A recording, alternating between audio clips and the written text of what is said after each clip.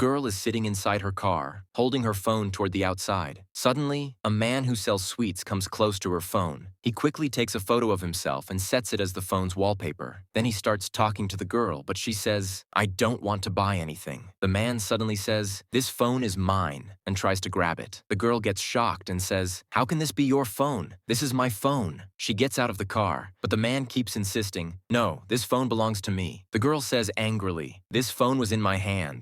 Soon they start pushing each other. The man says, "Why are you pushing me?" At that moment, another guy comes over and asks, "Why are you two fighting?" The girl says, "He's fighting with me and claiming my phone is his." The sweet seller says to the guy, "Please believe me, this phone is mine." The guy looks at him and says, "How can you afford such an expensive phone?" The man replies, "I can prove it. My photo is set as the wallpaper on this phone." The girl says, "Stop lying. This is my phone." The man tells the guy, "Check the wallpaper yourself. You'll know whose phone it is." The guy asks the girl to hand over the phone. When he checks the wallpaper, it's actually the sweet seller's photo.